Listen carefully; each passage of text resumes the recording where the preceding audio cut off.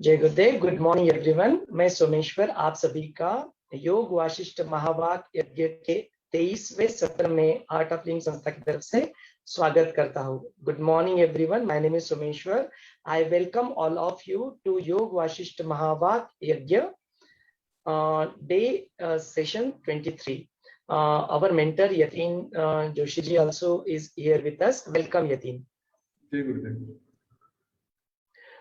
We are right now live on Facebook and we are also recording this session. So this will be uploaded on YouTube. So अपने सारे YouTube के सारे viewers और अपने जो Facebook के सारे viewers हैं, उन सभी का भी हम इस सत्र में स्वागत करते हैं। तो रोज की तरह we will chant Omkar 3 times, गुरु वंदना करके हम लोग आज के सत्र का यहाँ पे शुरुआत करते हैं। So let us all close our eyes. आंखें बंद कर ले। एक साधारण सांस अंदर ले और छोड़ दे। एक गहरी लंबी सांस अंदर ले और छोड़ दे।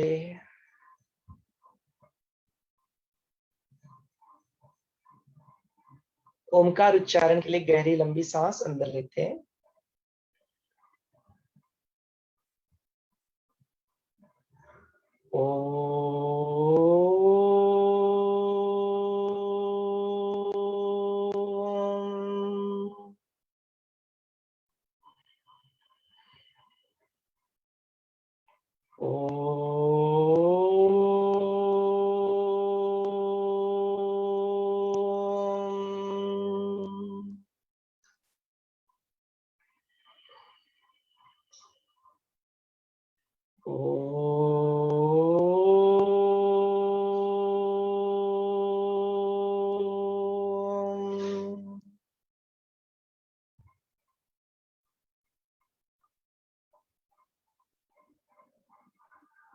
गुरु वंदना करते हैं।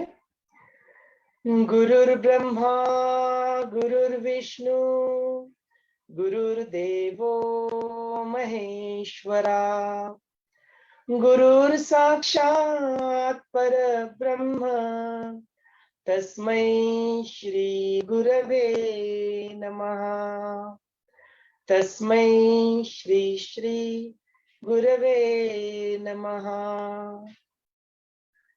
गुरु का आवाहन करते हैं।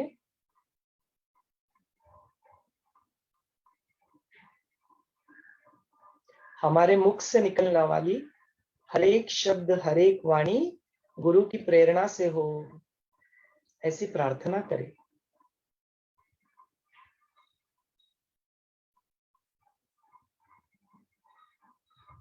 अपने बीच गुरु का सानिध्य महसूस करें।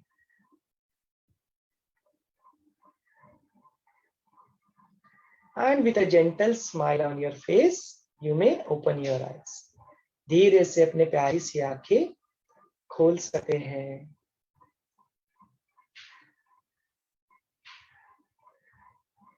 So we'll begin this session. Probably today we have new participants also. So रोज की तरह यतीन जी just do a recap so that even for the new participants also it will be helpful. Over to you Yatin जी।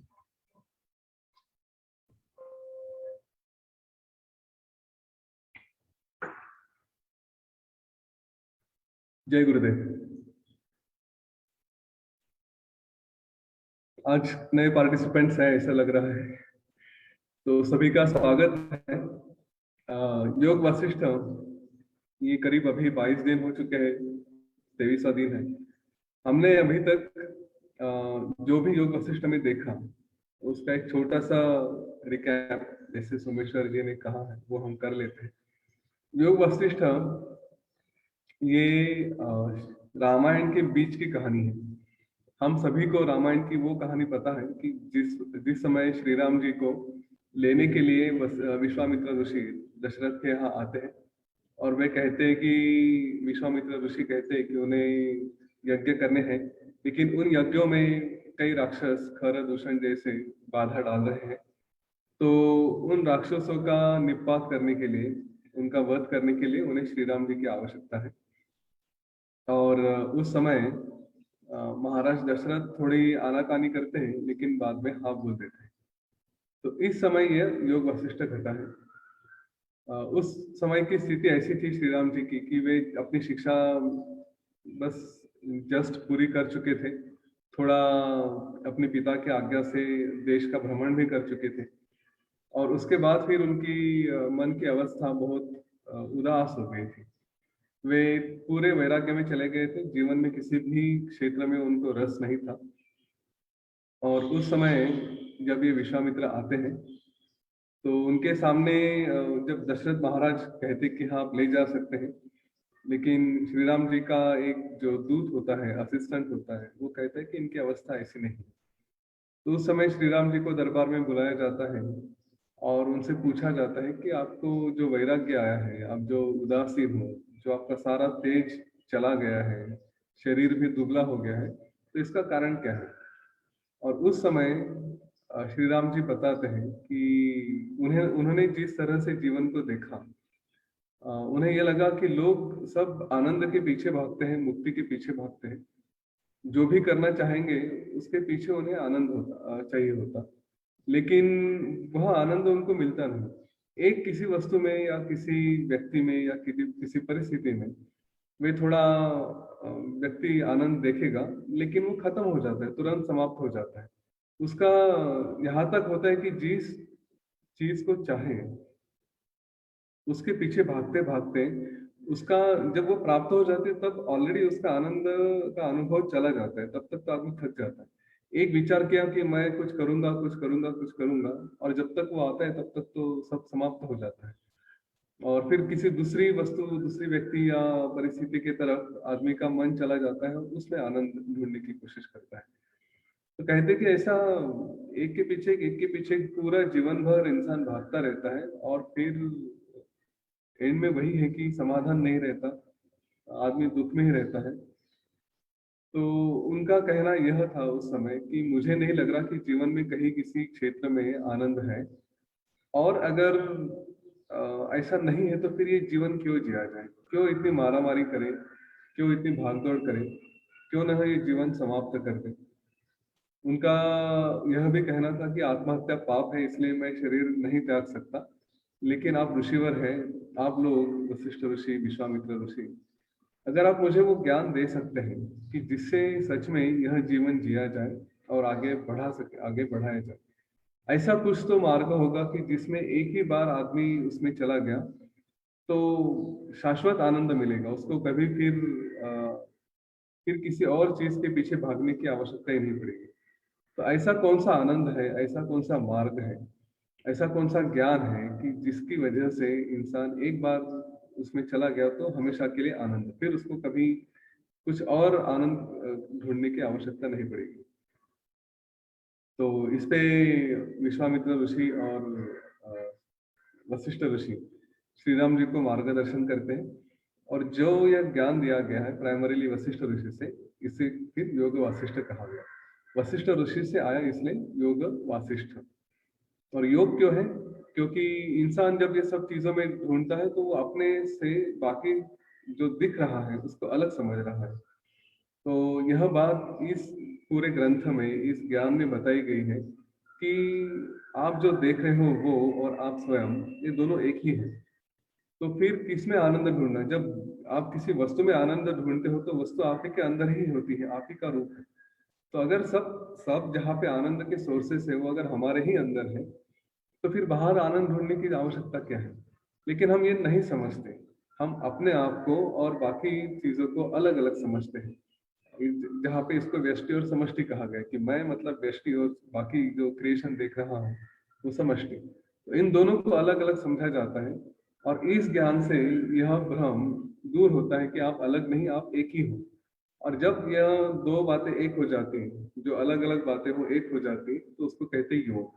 और यह योग explain करने के लिए ये पूरा ग्रंथ है, और इसीलिए वशिष्ठ ऋषि ने दिया इसको, इसलिए इसका नाम योग वासिष्ठ है। तो इसमें वशिष्ठ ऋषि काफी ये अच्छा, ये ग्रंथ है ना, ये पूरा पुरुषार्थ के ऊपर है कि ऐसा नहीं कि आप कुछ सब कुछ समझ लो और फिर छोड़ के हिमालय में चले जाओ। हाँ, यह ग्रंथ इसलिए है, और आप देखेंगे जैसे मैंने अभी कहानी भी बताई श्री राम जी की, यह ग्रंथ इसलिए है कि आपको पुरुषार्थ करना है। श्री राम जी की कहानी में जैसे हमने अभी देखा कि वो पूरे वैराग्य में थे, यहाँ तक कि अपना जीवन तक त्याग देने के लिए तैयार थे। और आज हम उन्हें जो जानते हैं कि उन्होंने रावण जैसे महाशक्तिशाली राक्षस का वध किया, और उन्होंने इतना सुंदर राज्य किया कि आज हम चाहते कि हमें राम राज्य मिले। हम उनको पुरुषोत्तम करके जानते हैं। तो जो व्यक्ति इस मन की अवस्था में था कि जो जीवन त्याग दे, वहां से लेकर इतनी बड़ी अवस्था जिसको पुरुषोत्तम कहा जाता है, जिसके जैसा हम बनना चाहते हैं, वो किस ज्ञान से आया? तो वो ज्ञान था योग वासिष्ठ। और इसीलिए योग वासिष्ठ में कहीं भागने की बात नहीं कही गई। कहा है कि आपका जो रोल है, अगर आप राजा बन के आए हो तो आप राजा करो, राज्य करो, राजा बनो। ठीक है, आप एक अच्छे पति हो, अच्छे पति बनो, आप अच्छे पुत्र हो, अच्छे पुत्र बनो। जो भी आपके रोल है, वो पूरे रोल इसी जीवन में ढंग से पार करने हैं, नहीं कि सब कुछ छोड़ के हिमालय में जाके बैठना है। ठीक है, तो यहाँ पे ये पूरा उसका योग वशिष्ठ का फाउंडेशन लग रहा था। और ये जो ज्ञान मिला, तो उसमें सबसे पहले प्रयत्नों के बारे में कहा है कि आपको आयुष्य में अपने जीवन में जो भी प्राप्त करना है, वो सारा भी आप केवल प्रयत्नों से प्राप्त कर सकते हैं। भाग्य नाम की कोई वस्तु नहीं होती। लोग अक्सर भाग्य के ऊपर रोते हैं, पर श्री राम जी को यह बताया जाता है कि भाग्य नाम की कोई वस्तु नहीं, ये केवल आपके पुराने कर्म और आज के कर्म, इनकी फाइट होती है। पुराने कर्म खत्म हो चुके हैं, आज के कर्म आपके पास पूरा फ्रीडम है कि आप आगे से, यहाँ से आगे क्या क्या कर सकते हैं, ये आपके हाथ में। तो यह लेके आप अपने जीवन को सुंदर बना सकते हैं, जो भी चाहिए प्राप्त किया जा सकता है। और फिर यहाँ पे नियति के बारे में भी कहा गया है। हम कहते हैं ना कि मैं कुछ चाहता हूँ लेकिन नियति ऐसी नहीं चाहती, परमेश्वर ऐसा नहीं चाहता, तो वो भी नहीं है। आपके प्रयत्न शास्त्र और गुरु वचन के अनुसार अगर रहेंगे, तो यहाँ पे नियम भी यही है कि नियति आपको वही देगी जो आप चाहते हैं। शास्त्र और गुरु वचन कैसे? तो शास्त्र तो सारे हम पढ़ नहीं सकेंगे, तो हमारे लिए रेफरेंस है गुरु वचन।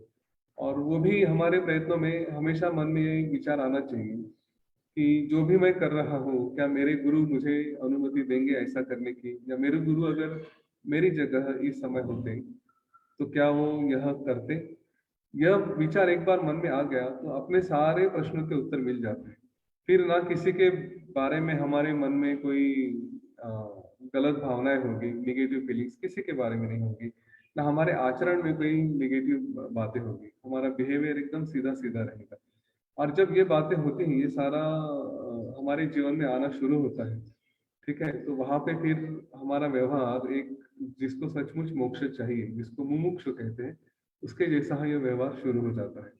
इसके लिए इन प्रयत्नों को एक दिशा देने के लिए चार कीज दिए थे, चार टूल्स दिए थे, जिनको मोक्ष के द्वारपाल कहते हैं। ये सिर्फ मोक्ष, जो जीवन में मोक्ष चाहते वही नहीं, हम अपने जीवन में जो भी अचीव करना चाहते हैं, जो भी प्रयत्न करना चाहते हैं, वो अचीव करने के लिए भी ये चार टूल्स अच्छे हैं। वो चार टूल्स कौन से हैं? तो चार उपकरण कहिए, चार द्वारपाल कहिए। वो एक है शम, अपने आप पे कंट्रोल होना। दूसरा है संतोष, जीवन में समाधानी रहना, कंटेंटेड रहना। तीसरा है विचार, कि वो विचार होना चाहिए कि मैं कौन हूँ, मैं क्या इस जीवन में जो भी देख रहा हूँ सचमुच क्या है। अगर आप किसी ध्येय की प्राप्ति के ऊपर काम कर रहे हो, तो आपके मन में हमेशा वही विचार आना चाहिए कि ये मैं जो भी कर रहा हूँ उसमें सचमुच मेरे पास उतना ज्ञान है कि नहीं। बार बार बार बार उसी का अभ्यास होना चाहिए। और चौथा सत्संग, साधु संगति। आपको मोक्ष चाहिए तो आप आध्यात्मिक सत्संग में रहिए। आपको बिजनेस में अचीवमेंट करना है तो आप बिजनेस में सत्संग करिए। आपको अगर पढ़ाई में अचीवमेंट करनी है तो आप अपने साथ पढ़ाई वाले लोग रखें कि जो आपके साथ हो। सब एक अच्छा मित्र होना, ये जीवन की कई, जैसे हमारी संपत्ति कही गई है, जैसे लक्ष्मी एक संपत्ति होती है, वैसे ही एक अच्छा मित्र यह भी एक जीवन की संपत्ति समझी जाती है। तो वो अच्छे मित्र हमारे साथ हो कि जो हमें सही दिशा पर लेकर जाए। और इसके बाद फिर यह जीवन कैसे बना, ये सारा क्रिएशन कैसे निर्माण हुआ, ये सारा हम जो देख रहे हैं वो एक भ्रम है या सपना है, तो ये कैसे इसको समझें? इसके लिए फिर कुछ कहानियां बताई जाती हैं कि जिन कहानियों के माध्यम से ये इस्टेब्लिश किया गया है कि हम जो भी देख रहे हैं वो एक सपने के जैसा ही है। और इसको अगर समझना है तो थोड़ा इस बात का कंपैरिजन करें कि मैं जो आज देख रहा हूँ वो, और मैं जो सपने में देखता हूँ वो, इनमें कितनी सिमिलरिटी है। आपको पता चलेगा कि दोनों बातें एकदम सिमिलर है। ठीक है, क्योंकि सपने में भी हम कुछ निर्माण करते हैं, सपने में भी हम कुछ झगड़ते हैं, हमको भी फीलिंग आती है, ये सारी बातें सपने में होती हैं। तो वैसे ही ये भी सारा सपना हो सकता है। इसके बारे में कई एक अच्छी सी कहानी बताई गई लीला सरस्वती की। और उसके बाद फिर यह सारे क्रिएशन को समझाते समझाते ये कैसे हुआ, इसको उत्पत्ति प्रकरण कहा गया है। फिर आज हम अभी उत्पत्ति प्रकरण में है, जहाँ पे एक राजा को, एक रानी को, उनको यह मार्ग मिल गया कि वो मुक्ति का मार्ग देख सके। फिर इसी बात को और आगे बढ़ाते हैं कि हमारा मन कितना सशक्त होता है, क्या क्या अचीव कर सकता है। तो उसके लिए फिर एक राक्षसी की भी कहानी बताई कि वो राक्षसी भी उसने मुक्ति प्राप्त की। और उसका रूप कैसे होता है, तो राक्षसी का नाम विशुचिका रखा गया था, और हमने उसका आज की तारीख में रेफरेंस देखा। उस विशुचिका राक्षसी को, जो इतनी महाकाय थी, इतनी बड़ी थी, उसको एक छोटी सी सुई का रूप दिया गया था, और उसको कहा गया था कि आप ऐसे लोगों को सता सकते हो, उनको तकलीफ दे सकते हो कि जो शास्त्र का अनुसरण नहीं करते, शास्त्र के अनुसार नहीं चलते। और उसका हमने एक थोड़ा एनालॉजी लिया था।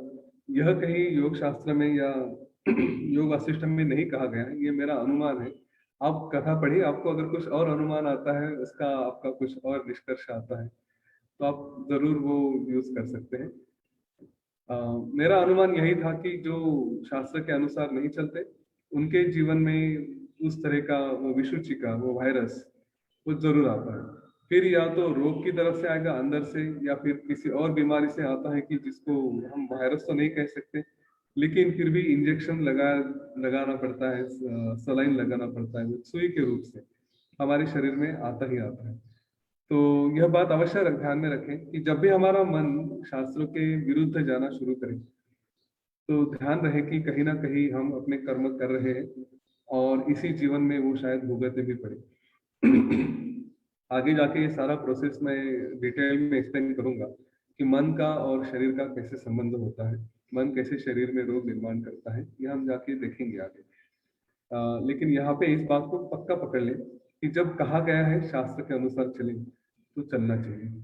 अगर विश्वास नहीं होता इस बात का, तो थोड़ा आजू बाजू जाके देखें।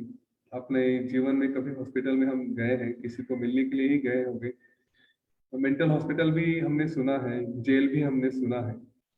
तो यह अनुभव करें, देखें कि इन लोगों के साथ जो कुछ भी हो रहा है उसका कारण क्या है। ठीक है, वही एक कारण है कि शास्त्र के अनुसार नहीं गए। शास्त्र के अनुसार केवल आचरण भी नहीं है, विचार भी आवश्यक है, क्योंकि हमारा विचार, हमारा मन ही हमारा आचरण बनाता है। हम कैसे बिहेव करेंगे, ये हमारे मन में जो भी विचार आते रहते हैं वही बाहर रिफ्लेक्ट होते हैं। इसी को फिर पॉइंट को आगे बढ़ाते हुए वशिष्ठ ऋषि मन की शक्ति के बारे में बताते हैं। और वहां पे 10 ब्रह्मांड, 10 पुत्रों ने, 10 एक ही ब्राह्मण के पुत्र थे, उन्होंने किस तरह से निर्माण किया।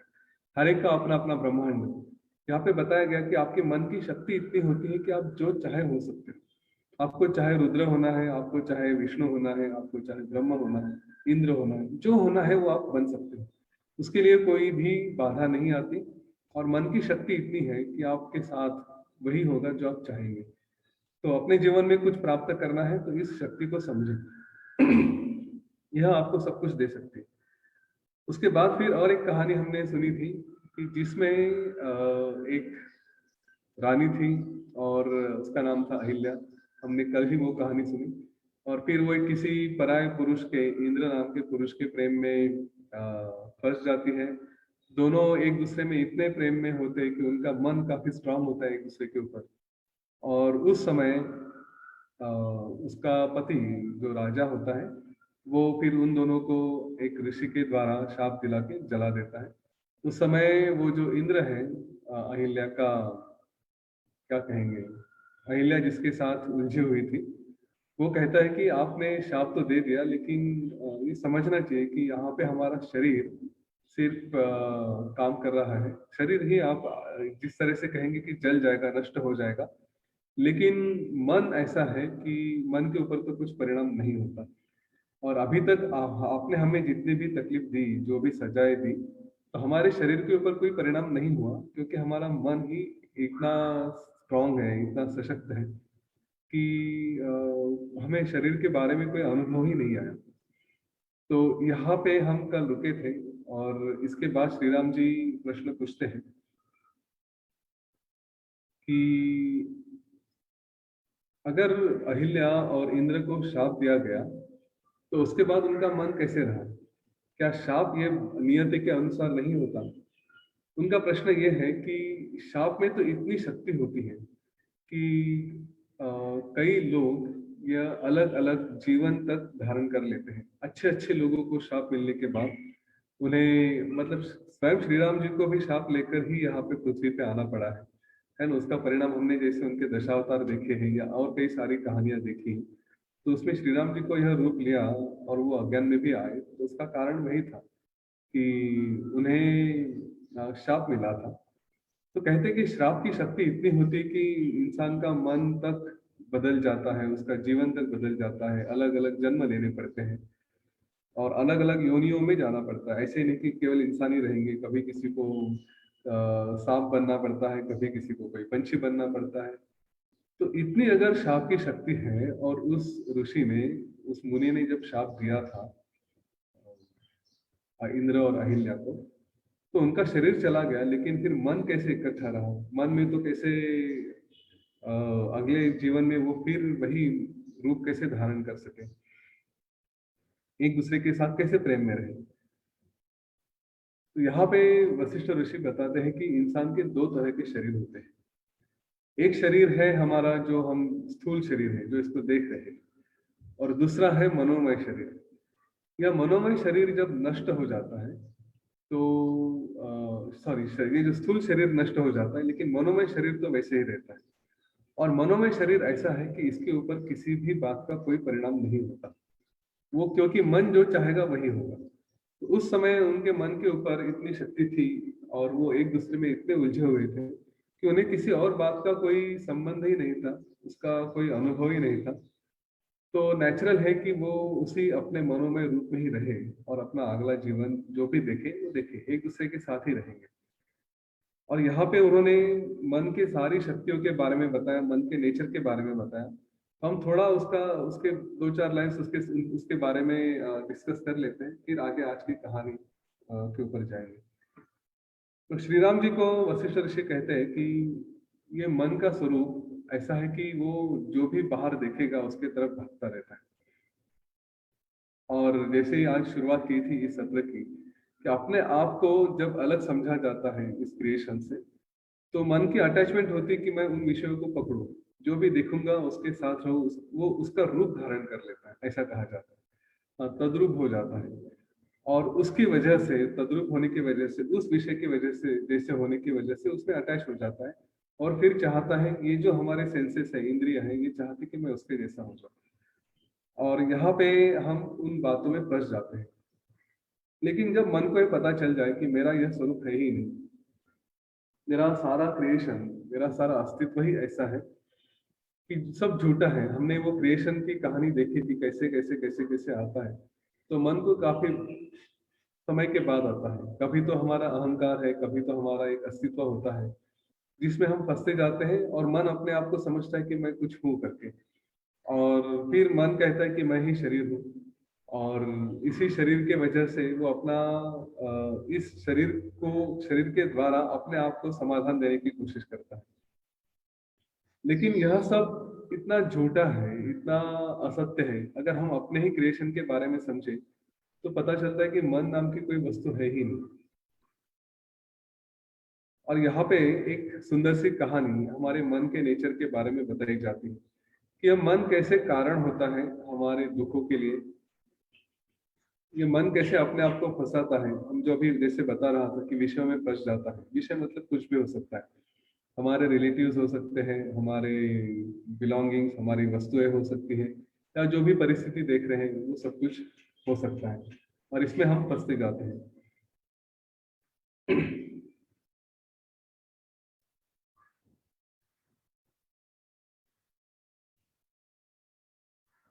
यह कहानी योग वशिष्ठ की सबसे सुंदर कहानियों में से एक है।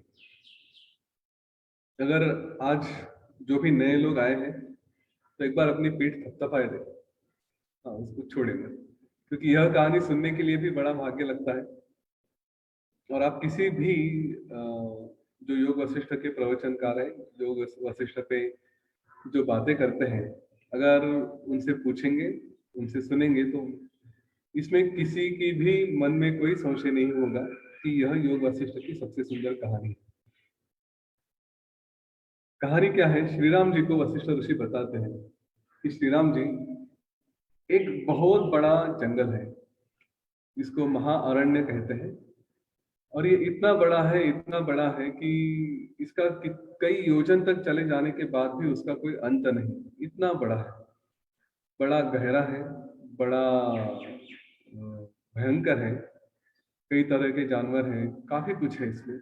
बड़ी बड़ी बड़े बड़े कुएं हैं, कहीं कहीं किसी किसी जगह सुंदर से वन भी है, और कई जगह कांटे हैं, कई जगह पत्थर है।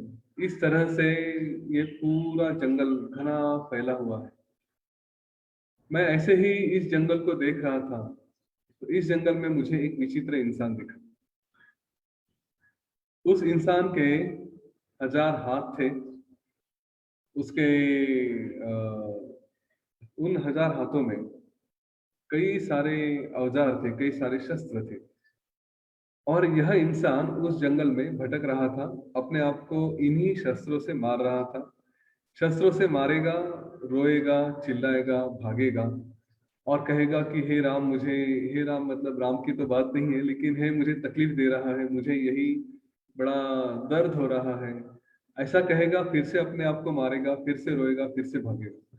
इस तरह से रोता भागता उसका दिनक्रम, उसकी दिनचर्या चल रही थी, चल ही जा रहा था, चल ही जा रहा था।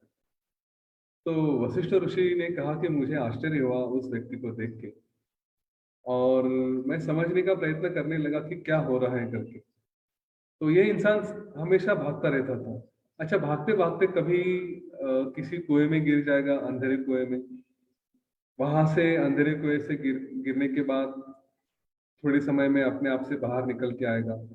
फिर जाएगा, कभी कांटों में फंसेगा। कांटों में फंसने के बाद वहां पे फिर रोएगा, फिर बड़ा बड़ा दुख होगा। उसके बाद वहां से बाहर निकलेगा, बाहर निकल के फिर से कहीं घूमने जाएगा, और जाते जाते कभी किसी सुंदर वन में चला गया। उस वन में चला जाने के बाद वहां पे थोड़ा विश्राम करेगा, थोड़ी देर आनंद में रहेगा, फिर घूमते टहलते टहलते इधर उधर जाते जाते फिर से इस जंगल में आएगा, फिर कांटों में फंसेगा।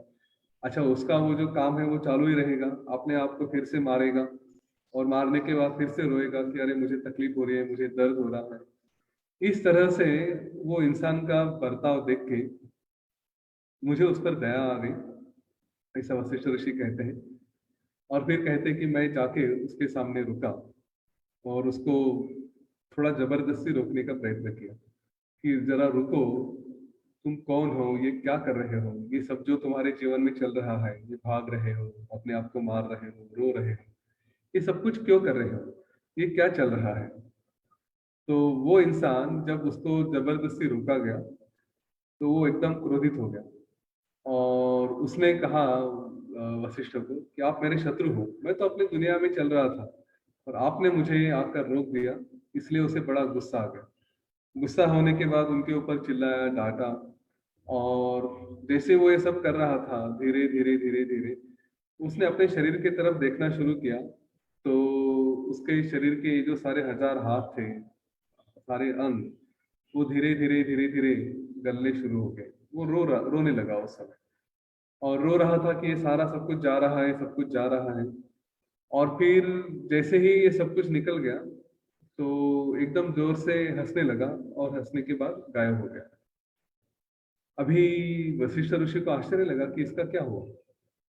उसके बाद उन्होंने फिर और देखा, उसी जंगल में ऐसे कई सारे इंसान थे, और सबका हाल यही था। सब लोग अपने आप को अपने ही हाथों से, अपने ही हाथ में जो शस्त्र है उन्हीं से मार रहे थे, इधर उधर भाग रहे थे। कोई अंधेरे कुएं में गिर रहा था, कोई वहां पे ही जाके फंस जाता था, बाहर निकल नहीं रहा था।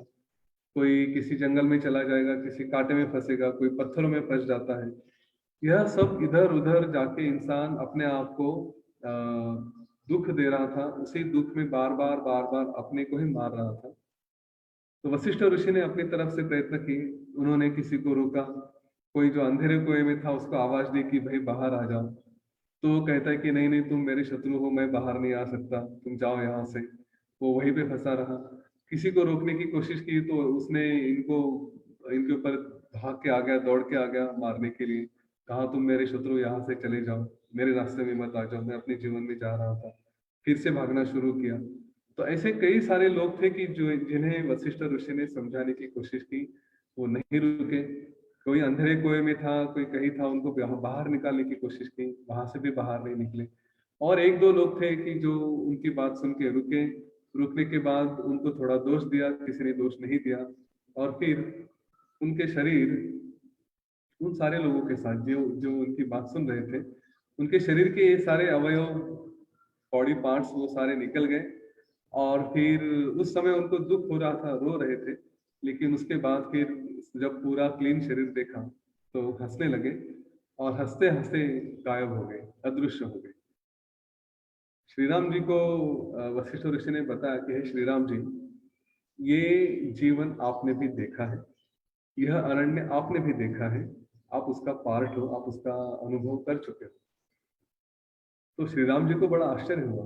उन्होंने कहा, अभी तक के जीवन में तो ना ऐसे अरण्य के बारे में कभी सुना, ना कभी देखा, और आप कहते हैं कि मैंने वो देखा है, मैं उसी का पार्ट भी रह चुका हूँ।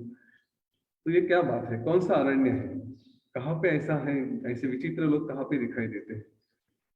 तो वशिष्ठ ऋषि कहते कि श्री राम जी, यह जीवन मतलब यह अरण्य है। ये जंगल जी इसकी बात कर रहा था, ये सारा यह जीवन ही, यही जो क्रिएशन देख रहे हैं, यही वो है। और ये जो सारे जीव मैंने आपको बताए, ये सारे हमारे मन हैं। हाँ, सब लोगों के जो मन है वो इस जंगल में, इस जीवन में हम देख रहे हैं। और इन मन का स्वरूप क्या है? तो यह मन अपने ही आपको, स्वयं को इस तरह से अपने भावनाएं, अपनी अटैचमेंट, हाँ, अपने जो विचार है, संकल्प है, विकल्प है, इन सारे बातों से अपने आप को समस्या देता है, तकलीफ देता है। ठीक है, उसका सिर, उसका जो सर है, वो है जैसे हम संकल्प और विकल्प होते हैं, मन में जो भी विचार आते हैं। ठीक है, उसका छाती मतलब उसकी सारी वासनाएं, इच्छा है, जो तृष्णा है, डिजायर्स है, वो है, जो चाहता है ये हो वो हो, इस तरह से उसके पीछे भागता है। उसका पेट भी जो उसका पेट कभी भरता नहीं, जो डिजायर्स होती है, वही उसका भी रूप है। तो ये सारी अटैचमेंट्स, संकल्प, विकल्प, अलग अलग विचार और सारी तृष्णाएं, इससे ये शरीर भरा हुआ है। और वो सारे मन के ही विचार होते हैं, सारे संकल्प विकल्प जो आते हैं मन में आते हैं। हमारी अटैचमेंट्स, हम जिन चीजों को पकड़ के रखते हैं, वो भी हमारे मन का ही पार्ट है। डिजायर्स है, हमारी तृष्णाएं हैं, वो भी हमारे मन का ही पार्ट होता है। तो यह सारा जो शरीर है, ये मन है, और ये सारे बाकी के विषय है, जो बाकी आजू बाजू में जो भी देखता है, वो उसके शस्त्र है, उसके 1000 हाथ है। इन 1000 हाथों से वो स्वयं को ही, अपने आप को ही तकलीफ देता है। जरा देखें हम लोग, सचमुच ऐसा होता है कि नहीं? हम अपने आप को जब समस्या में देते हैं, जब कहते कि मेरे मन को दुख हो रहा है, मुझे समस्या हो रही है, मुझे तकलीफ हो रही है, तो कौन तकलीफ दे रहा है? कभी विचार किया है इस बात पे? किसकी वजह से हमें दुख होता है? हम अपने बच्चों में, अपने पति पत्नी में, जो भी स्पाउस है अपने, उसमें फंस जाते हैं। इनकी वजह से मुझे दुख हो रहा है, मेरा पति ये करता है, मेरा पति ये नहीं करता, मेरी पत्नी ये करती है, मेरी पत्नी वो नहीं करती, इसलिए मुझे दुख होता है। टोटली मूर्खता की बात है। हाँ, ये हमारा ही मन, हमारे ही अटैचमेंट से, चाहे वो हमारे फैमिली मेंबर्स हो, चाहे हमारी प्रॉपर्टी हो। मेरा कहीं कुछ फार्म है, मेरे कहीं कुछ लोग हैं, नौकर हैं, जो साथ नहीं देते, अच्छा काम नहीं करते, उनकी वजह से हम अपने आप को तकलीफ देते हैं। कई बार हमने ये देखा है, काम वाली बाई अगर ढंग से काम नहीं करी तो हमें गुस्सा हो जाता है। तो हमारा ही मन उसी व्यक्ति में, उसी परिस्थिति में फंस के अपने आप को समस्या निर्माण करता है। परिस्थिति भी देखते हैं, ये ऐसा नहीं हो रहा है, वो वैसा नहीं हो रहा है, लॉकडाउन की वजह से घर में बैठे पड़ रहा है। क्यों? क्योंकि हमने अपनी कुछ इच्छाएं हैं, वो पूरी नहीं होती, हम कुछ जीवन में चाहते हैं, कुछ परिस्थिति है, उसकी वजह से अपने आप को समस्या निर्माण करते हैं। और यही, इसको चित्ताख्यान कहा गया है, चित्त की कहानी। आख्यान मतलब कहानी, चित्त की कहानी, इसलिए इसको चित्ताख्यान कहते हैं। और इसकी विशेषता यही है कि हमारे मन के स्वरूप को यहाँ पे इतनी सुंदर बात से समझाया गया है कि एक बार यह समझ में आ गया कि मैं अपने आप को तकलीफ देता हूँ, अपने आप को ही समस्या निर्माण करता हूँ, और वो उसका कारण है कि यह सारी अटैचमेंट और वो सारी अटैचमेंट भी मैंने ही निर्माण की है। हाँ, तो फिर जब ये बात समझ में आती है और यहाँ पे हमें समझाने के लिए वशिष्ठ ऋषि आते हैं, वो उनका रूप है विवेक का। जीवन में विवेक इसलिए आवश्यक है कि वो समझाएं कि क्या सही है क्या गलत है। ठीक है, क्या सही क्या गलत है कैसे समझ सकते हैं हम लोग, तो उसका विचार है शास्त्र, गुरु वचन। वो बताएंगे सही क्या है गलत क्या है, इतना सिंपल है। यूजुअली हम ऐसा कहते हैं कि मुझे समझ में नहीं आ रहा है कि क्या करूं। ऐसा कोई कारण ही नहीं है। अगर समझ में नहीं आ रहा है क्या करूं, तो एक बार देखें मेरे गुरुदेव अगर यहाँ पे होते तो क्या करते। कई बार गुरुदेव को ऐसा प्रश्न पूछा गया है कि थोड़ा कंफ्यूजन हो रहा है, तो गुरुदेव बताते हैं कि कंफ्यूजन दो अच्छी बातों में हो सकता है, एक अच्छी बात और एक गलत बात में कभी कंफ्यूजन नहीं होगा। मुझे याद है कभी तो उन्होंने कहा था, एग्जैक्ट शब्द मुझे याद नहीं है, पर उन्होंने कहा था कि बिस्किट खाना है कि लकड़ी खानी है, इसमें कोई कंफ्यूजन नहीं हो सकता। हाँ, बिस्किट के दो वेरिएशन हो सकते हैं, ये खाओ कि वो खाओ, तो समझ समझ जाता हूँ कि कंफ्यूजन होगा। तो अगर कंफ्यूजन है तो दो अच्छी बातों में ही होगा। और वहां पे अ, कुछ भी खा लो क्या फर्क पड़ता है, उसमें कोई समस्या नहीं होती। तो वैसे ही जब हमारे जीवन में हमें निर्णय लेने हैं, मन की समस्या की बात कर रहे थे हम लोग, तो कंफ्यूजन तभी होता है दो अच्छी बातों में, लेकिन गलत बात और अच्छी बात में कभी कंफ्यूजन नहीं होना चाहिए। पर हमारा मन इस तरह से फंस जाता है, अपने आप को ही इन सारी वासनाओं से, डिजायर से अपने आप को ही तकलीफ देता है, अटैचमेंट से तकलीफ देता है। तो इस कहानी का अर्थ यह है कि हमारा मन स्वयं को ही मार रहा है, स्वयं को ही अपने कभी फैमिली में फंसाएगा, कभी तृष्णा में, कभी काम में, कभी मोह में फंसाता जाता है। वहां से फिर दर्द का अनुभव करता है, वहां से भागता है, फिर इधर उधर भागते जाता है। योग वशिष्ठ का श्री राम ने जो वैराग्य का अपना वर्णन किया है, एग्जैक्टली वो वर्णन यहाँ पे है कि इंसान जीवन भर कहीं ना कहीं आनंद ढूंढने की कोशिश करेगा, लेकिन उस आनंद के पीछे भागते भागते कहीं ना कहीं कांटों में फंसेगा, कभी ना कभी पत्थरों में फंसेगा, कभी ना कभी अंधेरे कुएं में गिरेगा। और कुछ क्षण उसको कभी आनंद लगता है, तो जैसे वो सुंदर वन में होता है, लेकिन वो कुछ क्षण होते हैं, वहां से फिर से भाग के इधर उधर चले जाएगा। और जब यह हो रहा है, तो उन्होंने कहा कि मुझे आनंद का कोई कारण नहीं दिखाई देता। वशिष्ठ ऋषि जैसे विवेक जब जीवन में आता है, तो क्या करते हैं हम लोग। कई बार आप में से कहीं किसी ने किसी को बोला होगा कि चलो योग वशिष्ठ सुनते हैं। आप वशिष्ठ बन के किसी के जीवन में गए होंगे कि चलो योग वशिष्ठ सुनते हैं, वो विवेक बन के गए। तो आपको कभी कहा गया कि नहीं जाओ, मुझे इंटरेस्ट नहीं है, या फिर छोड़ो ये नई काम की बात है, या मुंह पे बोल दिया होगा आते हैं लेकिन नहीं आते, है ना। या विवेक, यह वशिष्ठ ऋषि हमारे कई लोगों के जीवन में आते हैं। कई बार हमें किसी ने हैप्पीनेस कोर्स करने के लिए बोला होगा, बेसिक कोर्स कभी किसी जमाने में जो भी रहा है, तो हमने कई बार किसी को टाला, फिर कभी तो लगा कि नहीं किया जाए, लेकिन कई बार हमने लोगों को टाला भी है। कोई बार बार वशिष्ठ बन के हमारे जीवन में आए हैं, तो कई बार तो ये भी किया है कि हमने घर वालों को बोल दिया अरे वो आ रहा है उसका दरवाजा बंद कर दो, या इसका फोन आया बोल दो नहीं है घर पे बिजी है कुछ है। कई बार हमने टाला है, हम गुस्सा भी हुए हैं ऐसे ही व्यक्ति पे जो हमारे जीवन में विवेक लेकर आने का प्रयत्न करते हैं। सेम बात इन लोगों ने की। यही मन जब विवेक रूपी वशिष्ठ सामने आते हैं, वशिष्ठ रूपी विवेक सामने आते हैं, तो उनके ऊपर गुस्सा होते कि मैं अपने जीवन में अच्छा जी रहा हूँ, तुम आके क्यों तकलीफ दे रहे हो, क्यों मुझे समस्या निर्माण कर रहे हो। बहुत गुस्सा आ जाता है। लेकिन कभी तो उसके ही ऑरा में, वशिष्ठ ऋषि के विचारों में जब चले जाते हैं और फिर विचार करना शुरू करते हैं कि कुछ तो है, हाँ, थोड़ा अपने आप के बारे में भी सोचने शुरू करते हैं। और जब यह विचार आना अंदर शुरू होता है कि मैं कौन हूँ क्या हूँ, तब हमारे ये सारे जो अटैचमेंट्स हैं, शरीर गलने लगता है। मतलब क्या, ये सारी अटैचमेंट्स, अपना जो भी मोह है, अपने परिवार में अटैचमेंट है, अपने संपत्ति में अटैचमेंट है, ये सारी अटैचमेंट धीरे धीरे धीरे धीरे दूर होने लगती है। तो नेचुरली जब मोह टूट रहा होता है, तो इंसान को डर भी होता है कि अरे मेरा क्या होगा, ये सब छूट जाएंगे मेरे। हाँ, तो फिर उसके उस समय इंसान को दुख होता है और इसलिए रोने लगता है कि मेरा सब कुछ जा रहा है, मेरा सब कुछ जा रहा है। उसको लगता है कि ये सब गया तो गया, फिर मेरे जीवन में कुछ बाकी नहीं है। तो मेरे विचार, मेरे अटैचमेंट्स, मेरी तृष्णा, मेरी डिजायर्स, और फिर वो सब जाते जाते मुझे लगता है कि अरे मेरे जीवन में कुछ रहेगा भी या नहीं रहेगा, और इस डर की वजह से इंसान रोने लगता है।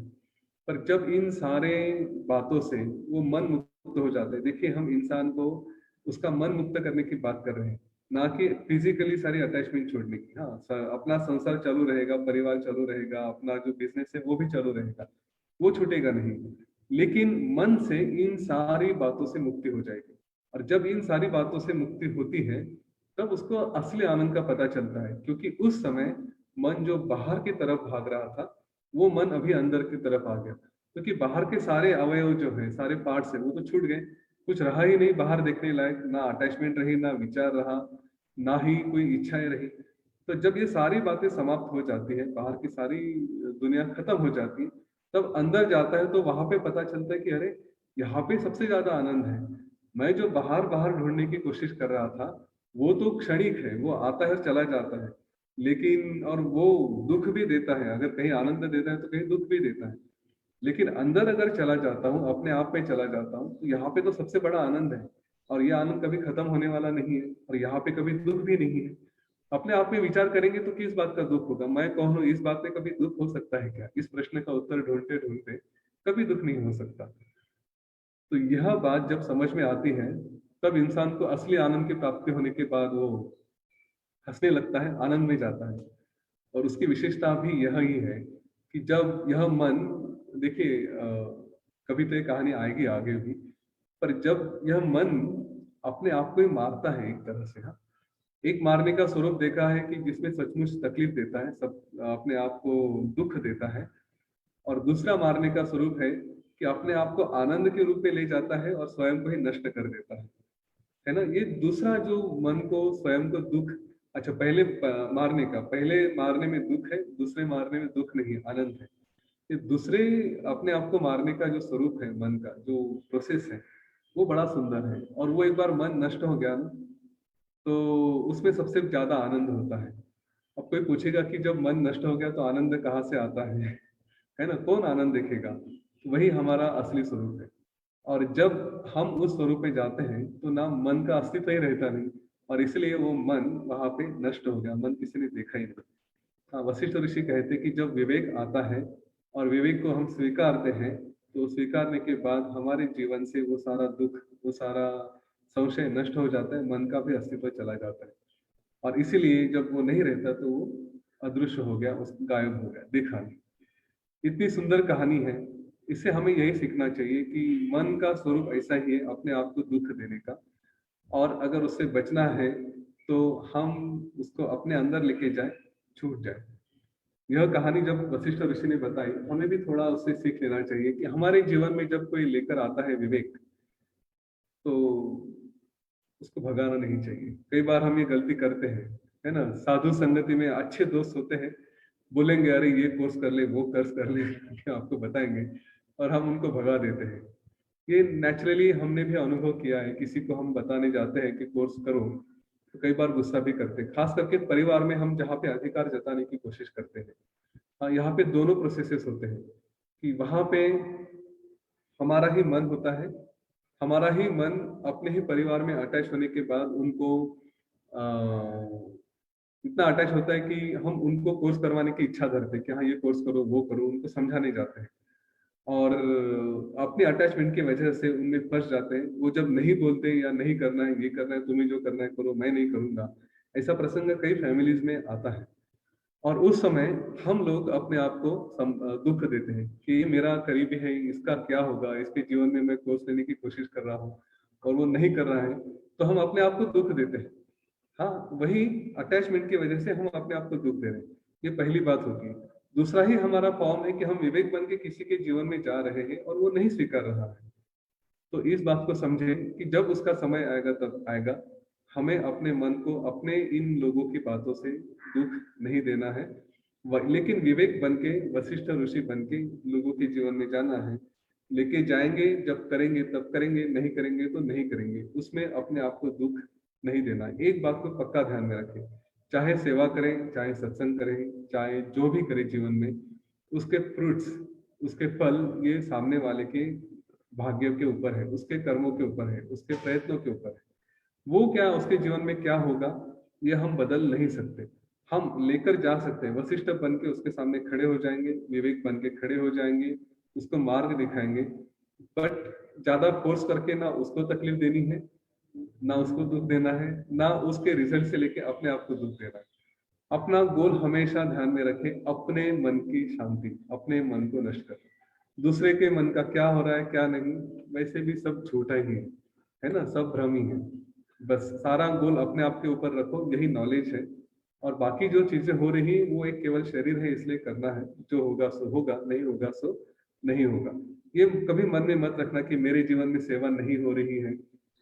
कई लोग ये कहते हैं कि सेवा नहीं हो रही, सेवा नहीं हो रही। ये मन में अपने आप को कभी दुख मत दीजिए कि सेवा नहीं हो रही है तो फिर मेरे जीवन में कुछ नहीं होगा, पुण्य नहीं होगा, गुरुजी मुझे स्वीकारेंगे नहीं वगैरह। बिल्कुल नहीं, ज्ञान की राह पे है, गुरुजी बड़े दयालु है। वो आप अपने मन से श्रद्धा रख रहे हो ना, तो बस होगा। मीराबाई ने कौन सी सेवा की थी बताइए? भक्ति थी। अपने मन में भक्ति रखिए, ज्ञान रखिए, सफिशिएंट है। सेवा करने का अवसर आया तो करिए, वहां पे कंची नहीं मारनी है। वहां पे चांस मत लेना कि अरे छोड़ो, बोला है ना यतीन भाई ने कि ये करना जरूरी नहीं है। नहीं, आप कर सकते हैं, जरूर करें, वो आपके जीवन का उद्देश्य होना चाहिए। गुरुदेव अगर कर रहे हैं, स्वयं सेवा ही कर रहे हैं, तो हमें क्यों नहीं कर सकते, हम क्यों नहीं कर सकते? अपॉर्चुनिटी मिले तो जरूर करें, लेकिन नहीं मिल रही है तो दुख मत करिए। ठीक है, मन को कहीं पे भी अटैच नहीं करना है, अच्छी बातों में भी अटैच नहीं करना है, गलत बातों में भी अटैच नहीं करना है। इसको समझे और अपने जीवन को सुखी बनाए। धीरे धीरे धीरे धीरे अंदर का प्रवास शुरू करेंगे तो ये मन भी नष्ट हो जाएगा। मन नहीं रहा तो फिर किस बात का आनंद और किस बात का दुख? मैं कहूंगा सब आनंद ही आनंद होता है। ठीक है, तो ये चित्ताख्यान आज हम सुने। हम स्वयं, मैं बड़ा भाग्यशाली हूँ कि इसको मैं बार बार बताता हूँ, और जब भी बताता हूँ तो इसके नए नए रूप भी निकल के आते हैं। पता नहीं कहाँ से आते हैं, लेकिन आ जाते हैं। और जब भी सुनने को मिलता है तो मैं कहूंगा जिसने सुना वो बड़ा भाग्यशाली है कि चित्ताख्यान सुने। जो भी नए लोग हैं अपने आप को अपना अभिनंदन करें। और आज रुकेंगे यहाँ पे, फिर कल मिलते हैं सुबह 7:30 बजे। जय गुरुदेव। तो सच अमेजिंग थिंग ना, आज का जो सार निकला। तो शायद इसीलिए जो देखो वर्ड्स भी कितने ब्यूटीफुली प्लेस किए गए। तो शांति का ही जो पैरेलल वर्ड अगर देखेंगे ना, तो बोलते अमन, बोलते हैं इसको। अमन माने क्या? शांति। हाँ, मन का मीनिंग ही होता है शांति। अमन माने क्या? जहाँ पे मन नहीं है। जहाँ पे मन नहीं होता है तो फिर बचेगा क्या? शांति होती है एक्चुअली। अमन यानी गुरुदेव अक्सर बोलते हैं कुछ चीजें नहीं होती है, कुछ चीजें अकॉर्डिंग टू तर्क के अनुसार होते हुए नहीं दिखाई देते, बोलते नेवर माइंड। जहाँ पे माइंड नहीं हो, नेवर माइंड बोलते हैं। Mind is not there, your mind can never go there where you are. Narada Bhakti Sutra में कई जगह पे इसका उल्लेख आता है, अष्टावक्र में बोलते हैं never mind, your mind can never go there where you are. तो ये सब मन का ही खेल है। मन ही सब ये अनुभव कराता है, अच्छे या बुरे। हाँ, अलग अलग प्रकार की भावनाओं का अनुभव भी हमें मन से ही होता है। सो ये मन के चक्कर में ना पड़े एक्चुअली। अच्छा, मन के चक्कर में ना पड़े, ऐसा नहीं कर सकते कि मन को निकाल के फेंक ही दिया। फेंक तो नहीं सकते, जब तक उसका अस्तित्व है तब है। तो फिर उसके चंचल स्वभाव को जान ले, समझ ले, एंड उससे डील करना सीख ले। उसके यूजिंग योर ब्रेथ, कैसे हम लोग उसको ट्रांसकेंड करके आगे बढ़ सकते हैं। कैसे जो कुछ भी हलचल चल रही होती है उसको स्वीकार करके आगे बढ़ सकते हैं, विथ ऑनर एंड रिस्पेक्ट आगे बढ़ सकते हैं। If you are able to do that, then फिर मन को भी थोड़ी देर के लिए हम लोग छोड़ देते हैं। That is exactly what happens in the process of meditation. No, we just keep observing all those different koshas, बाहर का कोशा वातावरण का, देन अपना जो फिर अन्नमय कोशा, देन अपने शरीर का प्राणमय कोशा, फिर ब्रेथ और लेके मन के ऊपर जो विचार देखते वो मनोमय कोशा, फिर भावनाओं को देखते विज्ञानमय कोशा। और जैसे जैसे इन कोशास को धीरे धीरे धीरे धीरे ऑब्जर्व करते जाते हैं, स्वीकार करते जाते हैं, तो फिर आखिरी में जो हम लोग अनुभव करते हैं in the end, that is the bliss. आनंदमय कोशा में हम लोग थोड़ी देर के लिए क्यों ना हो स्थित हो जाते हैं। So that's a process of dropping this mind, dropping this body, dropping this emotions also, because we are not even emotions. Really wonderful. यदि हम ये सेशन आप सभी के लिए ओपन कर देते हैं। यदि आपके मन में कुछ प्रश्न है तो जरूर आप प्रश्न पूछें। If you feel like contributing on today's topic, you are welcome to do so. यहाँ पे शलाका जी पूछ रही है, जगदेव यतीम जी, विषु चिका के निवारण का जो मंत्र है वो कब जप करना है? Yatin, you there?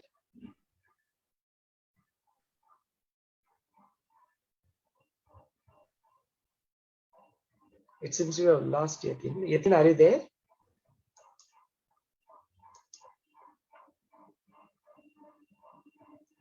ठीक है, इस प्रश्न को होल्ड पे रखते हैं। जब भी यतीन आएगा तो will ask him once again. Other than that, if you have any other questions you can raise your hand. If you like to, या मनीषा जी कुछ कहना चाहती है।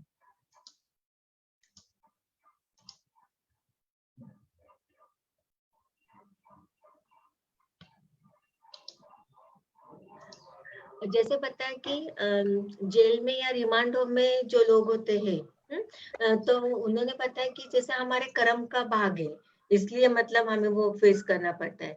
लेकिन कभी कभी झूठे इल्जाम से भी हमें वो भुगतना पड़ता है, जैसे जेल की ये होगा, तो उसके बारे में क्या कहोगे?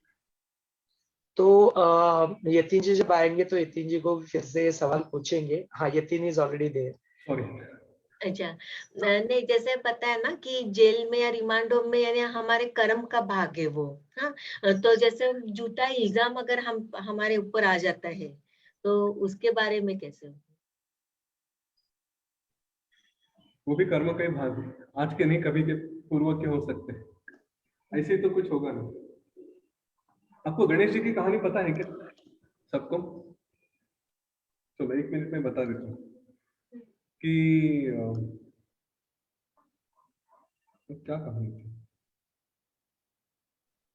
गणेश जी की नहीं, श्री कृष्ण की कहानी। एक बार यूं हुआ था कि गणपति कहीं जा रहे थे, चूहे के ऊपर बैठ के, उनका आसन है, और जाते जाते वो गिर पड़े। तो उनको गिरने के बाद उन्हें चांद ने देखा और चंद्रमा ने देखने के बाद हंसने लगा कि अरे कैसे गिर पड़े करके। तो गणेश जी गुस्सा हो गए और उन्होंने उसको शाप दे दिया कि तुम पूरे काले हो जाओ, इस तरह से तुम्हारी सारी शोभा चली जाए।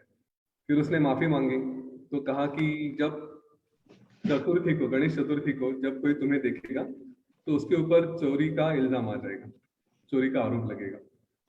और यह बात श्री कृष्ण ने कभी करी थी कि उन्होंने चंद्रमा को देखा था चतुर्थी के दिन, तो उनके ऊपर वो स्यमंतक मणि जो था उसके चोरी का आरोप आया था कि एक राजा था, उसके पास वो मणि था और उसकी पुत्री थी सत्यभामा। तो श्री कृष्ण जी उससे मिलने के लिए गए और उसी समय वो मणि चोरी हो गया। तो चोरी होने के बाद फिर लोगों ने देखा, भागदौड़ मची। तो श्री कृष्ण उस समय सत्यभामा के कक्ष में थे और लोगों ने उनको देखा तो लगा कि इन्होंने ही चोरी किया है करके, और फिर वो वहां से भाग गए। तो उस राजा ने फिर सभी तरफ बता दिया कि ये श्री कृष्ण ने ही चोरी किया है। उसके बाद फिर जाके उनको श्री कृष्ण ने जाके उसका ढूंढने की कोशिश की स्यमंतक को, और फिर वो जाम्बुवंत के था वहां से लेके आए। पर ये होता है कि कहीं ना कहीं कुछ है कि जिसकी वजह से आपके ऊपर झूठा आरोप आ सकता है। मैं कहूंगा जब अगर आप किसी भी इसमें रहें, ग्रेस में रहें ना रहें, हाँ थोड़ी बहुत पॉसिबिलिटी होती है, पर वहां से अपने आप को शांत रखे तो निकल जा सकते हैं। मैं कभी ये उदाहरण देता हूँ कि एक बार मन की अवस्था ऐसी रही ना, तो जीवन में जो भी आएगा उसको स्वीकार सकते हैं, उसको गुरु प्रसाद करके ही स्वीकार सकते हैं। और हमने कई लोगों के साथ देखा है, शंकराचार्य जी के साथ भी देखा है कि उनके ऊपर भी कुछ आरोप लगे थे, जेल में रहना पड़ा था। करीब करीब 9 साल उन्होंने बिताए, उसके बाद तो छूट गए, उनके ऊपर कुछ सिद्ध नहीं हुआ। तो कुछ सिस्टम का पार्ट होता है, कुछ हमारे कर्मों का पार्ट होता है, कहीं तो होता है, उसको हम कुछ कर नहीं सकते। और उस समय भी अपने आप को स्थिर रखना, ये समझदारी होती है। उसको स्वीकार, हाँ हो रहा है तो हो, ठीक है। इसको इस तरह से भी देखते हैं गुरुदेव, अक्सर जब इस पॉइंट के ऊपर आते, जब भी वो जेल के बारे में बताते हैं, तो बोलते आप जाके अगर बात करेंगे ना, हम लोग का तो प्रिजन स्मार्ट कोर्सेज से Yatin also is very much connected with all this courses. Police लोगों के जो भी कोर्स है तो is in constantly contact with them also. If you go and talk to this people ना, यू नोटिस दैट कि many of them, एक तो एस्पेक्ट होता है कि शायद उन्होंने कुछ गलती की ही नहीं है and they just got stuck into this, फंस गए, किसी और ने फंसा दिया है उनको। लेकिन और उसके अलावा भी बहुत सारा परसेंटेज ऑफ द पीपल जहाँ पे होते हैं ना, जो वहाँ पे एज ए सजा भुगतते हैं, they are not really criminal, they are not at all criminal, they don't have any criminal background also, उनका कोई क्रिमिनल बैकग्राउंड ही नहीं होता है। बट क्या होता है ना, जो अपने जो सुनामी आता है ना इमोशंस का, जो तूफान आता है, वो क्या करते हैं, उस वक्त का जो गुस्सा रहता है, उस वक्त उनके मन में जो गुस्सा पैदा हो जाता है, वो बस उसको कंट्रोल नहीं कर पाते बोले। तो बोलते योगीज जो इवन डे बिफोर यस्टरडे 20 तारीख को गुरुदेव का जब सेशन हुआ था, तो यही फिर से उन्होंने यही बात बताई। तो बोले डिफरेंस क्या होता है, जो जेल में बैठे होते हैं और वो आप में, आप ये योगी की तरह जिंदगी जी रहे हो, तो आप में और उनमें डिफरेंस क्या है? क्या आपको गुस्सा नहीं आता? आपको भी आता है बोले, लेकिन जब वो पैदा होता है, उस तरह के इमोशंस आते हैं, तो as a being you are involve in a practice, आप उनको क्या करना जानते हो, उनको कंट्रोल करना जान लेते हो। अक्सर यतीन जी बताते हैं ना इसके बारे में, he keep talking about this क्षमा ना, क्षमा एकदम दम्मा जो बोलते हैं, सेल्फ कंट्रोल की जब बात आती है, तो वही फर्क हो जाता है। जब आप कंटिन्यूअसली इस प्रैक्टिसेस में रहते हो, भक्ति में रहते हो, तो उस तरह की इमोशंस आ भी जाए तो आप उसके ऊपर क्या करते हो, एक्शन नहीं लेते हो। What mistake they did, it was actually mistake itself, जो उनके ऊपर वो गुस्सा आया मन में और उन्होंने तुरंत एक्शन ले लिया। उनके मन में ख्याल आया कि अरे चलो इसको जाके पीट देते हैं, मार देते हैं, तो वो दे एग्जीक्यूटेड इट, उन्होंने एग्जीक्यूट कर दिया। इसके लिए दे आर देयर। तो बाद में जाके देखो तो वंस दे, उनका माइंड शांत हो जाता है, बोलते अरे कौन सा वो समय था जिसके समय में मेरे हाथ से ये घट गया, बोलते हैं I am really not like that. ऐसे कई कई लोगों से जाके आप बात करो, क्रिमिनल से, you'll find this। एंड इसीलिए बोलते गुरुदेव अक्सर उनके मन में उनके प्रति भी करुणा का भाव होता है। He sees that victim crying for help in them, अक्सर गुरुदेव बोलते हैं। इसीलिए फिर prison smart courses and all that, कि जाके उनको फिर उससे ऊपर उठाओ। अगेन वही जो बात आ जाती है कर्म की बात, तो वही वाली बात, इंफॉर्मेशन और नॉलेज, जाके अगर उनको बताएंगे अरे तेरे तो कर्म ही बुरे थे इसलिए तू भुगत रहा है, बस बस, तो फिर वो और ज्यादा गिल्ट कॉन्शियसनेस चला जाएगा। तो इट इज लाइक कि हमारे समझने के लिए, लेकिन जब सामने व्यक्ति आ जाता है अपने, तो परिस्थिति को जरूर देखे, उसके सेट ऑफ माइंड को समझे, तब जाके उसको जो रिलेवेंट है उसको अपलिफ्ट फील करवाए, उसको गिल्टी कॉन्शियसनेस से, विक्टिम कॉन्शियसनेस से बाहर निकाले। ऐसे शब्दों का हम लोग चयन करते हैं, तो जरूर फिर वो भी सोचते कि नहीं नहीं, हो गया, now let me lead that life of even being good in the jail also. तो इस तरह से we can deal with the situation. यदि ऐसे कोई व्यक्ति, जरूरी क्यों जेल में ही बैठे हो, अपने आजू बाजू में देखे कई सारे व्यक्ति फंस जाते हैं, they are in that guilty consciousness कि अरे मेरे से गलती हो गई है, not able to come out of it. So this is the way that we can help them to come out of it. Yatin, there is one more question here. Shalaka ji was asking, जय गुरुदेव यतीन जी, विषिका के निवारण का जो मंत्र है वो कब जपना है, मंत्र कौन सा था और उसको जाप कब करना है, you can share with audience. Thanks for asking question, Manisha ji. Thank you so much. जय गुरुदेव।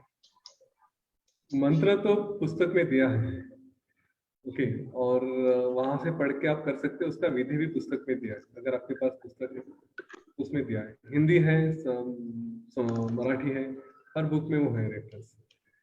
और क्या है तो अभी मैं यहाँ पे, मुझे थोड़ा बहुत याद है, पूरा तो याद नहीं है, लेकिन वही विष्णु शक्ति का आह्वान किया है उसमें, ओम ह्रीम राम क्लीम क्लम विष्णु शक्ति, ऐसा उसने आह्वान किया था। तो वहां से फिर उसका विधि भी बताया गया है, ऐसा बताया, दो तरह के विधि बताए कि जो मंत्र कोई बीमार है उसके ऊपर उसका इस्तेमाल किया जा सकता है, जिसको रिकवर करना है। अब यही पूछना चाहती थी और कुछ पूछना चाहते थे? वही प्रश्न है कि कब जाप करना है उसका, तो उसका जाप विधि नहीं करना है उसका, ये नहीं, वो चैंटिंग वाला नहीं है, एक मंत्र है बस, किसी को अगर ये करना है, बीमार है, तो उसके ऊपर बाएं हाथ में वो कागज लेके या कागज पे लिख के या वो मंत्र उसके पास रख के, ऐसा उसका विधि दिया गया है। उसके ऊपर थोड़ा जल छिड़कने के लिए कहा है, और फिर ऐसा इमेजिन करें जो मंत्र कह रहा है कि वो जो राक्षसी है वो उसके शरीर से निकलकर हिमालय की तरफ भागती हुई जा रही है, उसको कूटा जा रहा है, फसला, चावल को जैसे मसलते हैं ना, सॉफ्ट चावल को, वैसे उसको मसला जा रहा है, वो जा रही है, ऐसा इमेजिन करना है ताकि वो निकल जाए करता है। तो वो किताब में दिया है, पूरा डिटेल में दिया है, आप अगर पढ़ेंगे तो वहाँ पे है। आई तो किताब का जैसे नए ऑडियंस कोई है तो उनको बता देते कि it is one of the book शिरुप्रीम योगा। ये थोड़ा स्मॉलर वर्जन है। हर एक दिन में एक चैप्टर जो होता है, एक पेज का पढ़ना होता है। 365 पेजेस इसके अंदर दिए हुए इस तरह से। This is the supreme yoga, योग वाशिष्ठ बाय स्वामी वेंकटेशानंदा। देन जो बुक हम लोग यहाँ पे एज ए योग वाशिष्ठ का जो रेफरेंस हम लोग यहाँ पे रेफर कर रहे हैं, वो बुक ये है योग वाशिष्ठ, सुबोध योग वाशिष्ठ बाय सुमन महादेवकर। सुमन महादेवकर जी का ये बुक है। ये मराठी में है, और इसके सारे डिटेल्स हमने iMeditate.club के ऊपर भी डाले हुए हैं। इसके अलावा जो हिंदी वाला जो वर्जन है उसके पीडीएफ्स भी हमने iMeditate.club के ऊपर डाउनलोड सेक्शन में डाले हुए, तो आप इसको डाउनलोड कर सकते हैं as a soft copy e book. यदि आप इन बुक्स को ऑर्डर करना चाहते हैं तो मैंने चैट पे एक मैसेज डाला है, उसके अंदर बुक द ऑर्डर करके भी है, आप उसके ऊपर से अपना ऑर्डर प्लेस कर सकते हैं। सुमन Mahadevkar book is in Marathi. जो सुमन महादेवकर जी का जो बुक है वो मराठी में है। जो मैंने इससे पहले दिखाया स्वामी वेंकटेशानंदा द सुप्रीम योगा, ये छोटा स्मॉलर वर्जन है, ये इंग्लिश में है। तो यदि आपको ये बुक्स चाहिए तो सुप्रीम योगा वगैरह तो अमेजोन वगैरह, फ्लिपकार्ट वगैरह वहां पे भी अवेलेबल हो जाता है। Yes yes, there is another book जो अपने नकुल धवन है, उन्होंने भी एक इसके बुक है वहां पे, उसका भी योग वाशिष्ठ का बुक है। तो नकुल धवन का है, मैं डिटेल्स आपको दे दूंगा व्हाट्सएप पे।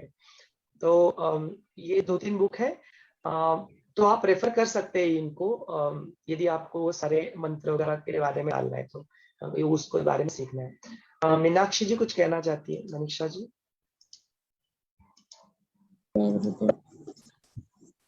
जय गुरुदेव। हाँ जय गुरुदेव, मीनाक्षी बोलिए। सर मेरे चैट में तो कुछ भी लिखा हुआ नहीं है। अभी नहीं, अभी की नहीं बात कर रहे हैं हम लोग, बोल रहे कि हम बाद में इस इंफॉर्मेशन को दे देंगे। नॉट राइट, पुट ये एनीथिंग। तो मुझे डायरेक्टली मैसेज कर दीजिए, हम अरेंज कर देंगे। मैं वैसे भी कई लोगों को किताब कुरियर कर चुका हूँ, व्हाट्सएप करेंगे तो अच्छा रहेगा। हाँ हाँ, एब्सोल्युटली।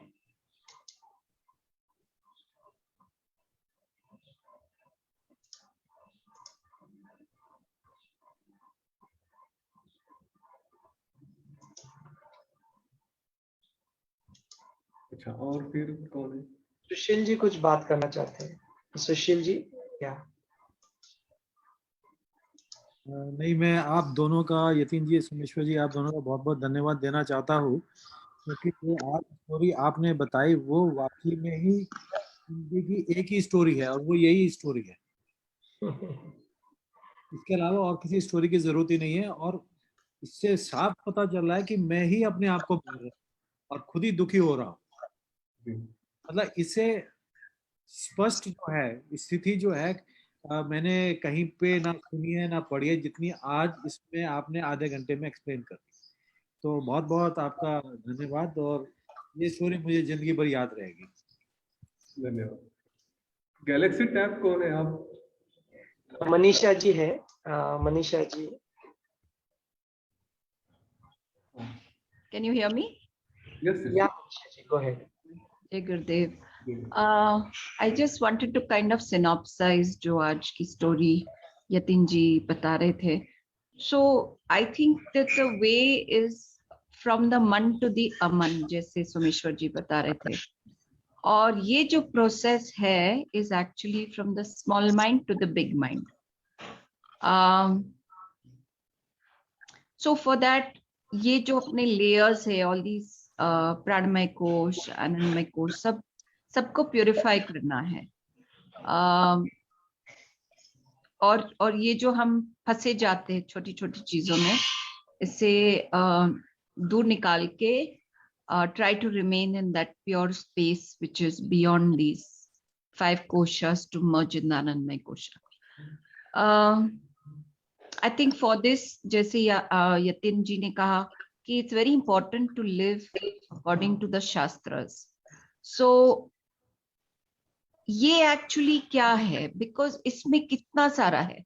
शास्त्र देखने गए तो there are endless stories, there are endless thought processes, there are endless rituals, and so much is there. So I think this is one of the reasons why Hinduism at a level becomes complicated.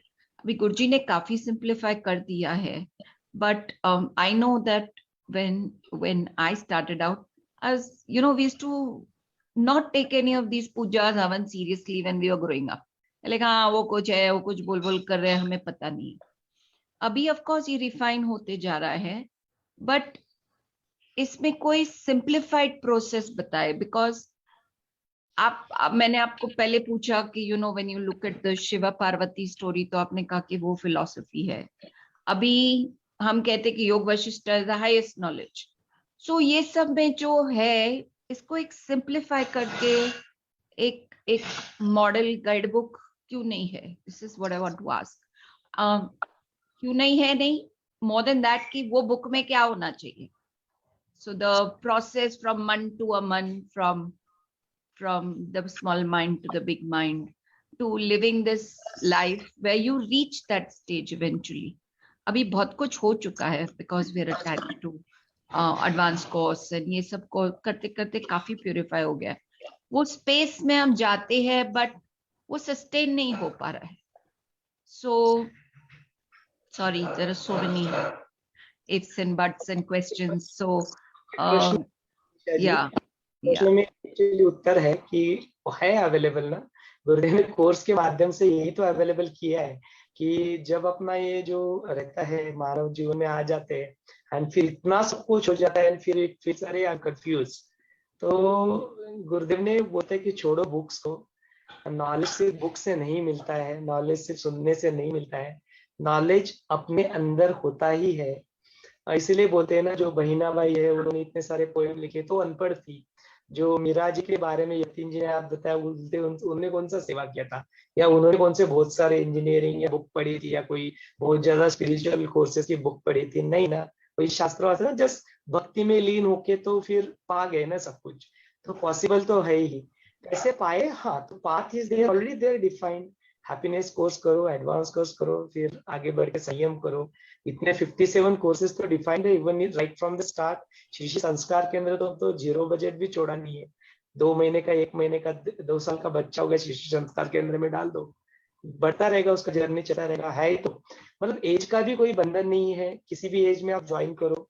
वो जो ज्ञान है उसी का सार ही इन courses के अंदर से हमें पढ़ाया जा रहा है. इसका फेथ जरूर रखना. और है भी, जिन्होंने अनुभव किया है तो I am damn sure that they will agree to this. सारी तो है, सारा शास्त्रों का सारी है. और बातें निकलती किताबों की, तो ऐसा सारा चीज फिर से एक कंबाइंड स्मॉलेस्ट वर्जन को कैसे प्रस्तुत किया जा सकता है ना. इट्स अगेन चैलेंज कि इसको कैसे, मतलब जो अनएक्सप्लेनेबल है उसको कैसे एक्सप्लेन करेंगे, that too in lesser words. तो हम छोटा बुक का माध्यम का हो रहा है.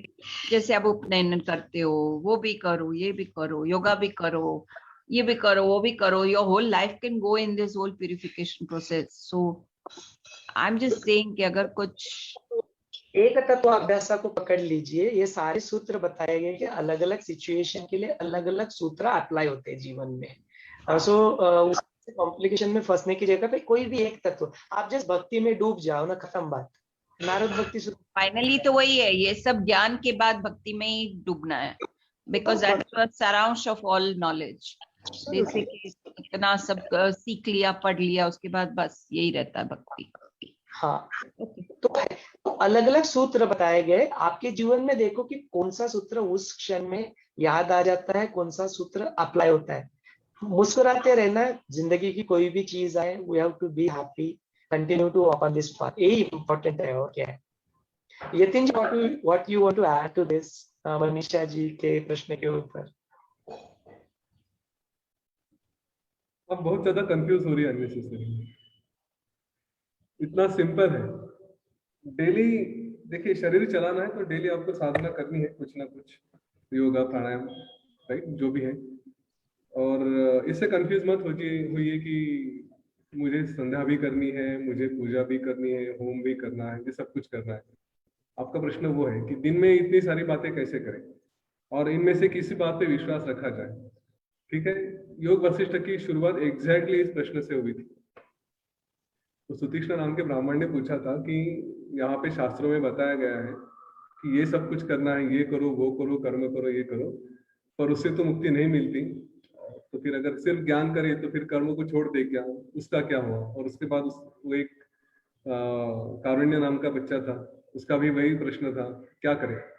राइट, आप उसी प्रश्न पे आ चुके हैं, बहुत अच्छी बात है, कांग्रेचुलेशंस। कम से कम आप योग वशिष्ठ के शुरू में तो आ चुके हैं अभी।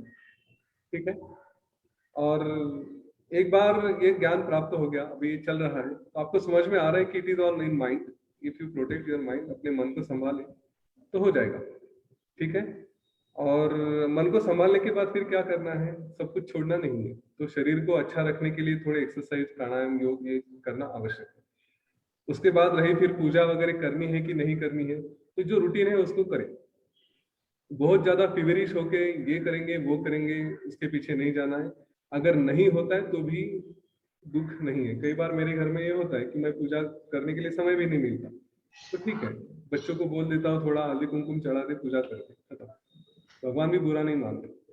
वो जो फिवरिशनेस है किसी भी बात में, वो अगर अवॉइड कर सकते हैं तो वो अच्छा है, और यही आपको इस ज्ञान से सीखना है।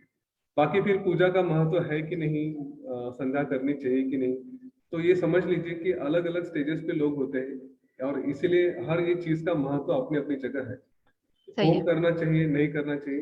कुछ लोग हैं कि जो इस ज्ञान को समझ नहीं सकते, कुछ लोग हैं कि मेडिटेशन नहीं कर सकते, तो उनका ध्यान कब लगता है कि पूजा में बैठ गए, रुद्र पूजा के मंत्र चैंट हो रहे हैं, वहां पे बैठे, शांति लग रही है, वो करेंगे।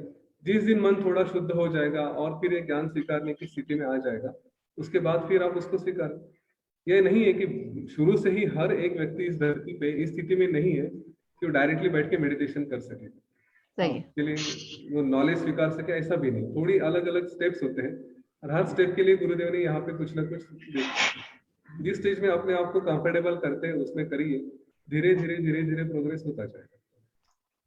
वो तो हुआ ही है, but I am just wondering के is there a simpler way, because जिस दिन बट ड्रॉप हो जाएगा ना, तभी सब सॉल्यूशन अपने आप मिलने लगेगा। तो बटी problem no, I understand all this at conceptual level and at experiential level, but when I look at the whole complexity, kabhi lagta hai ki, you know, little bit of confusion, but it's okay.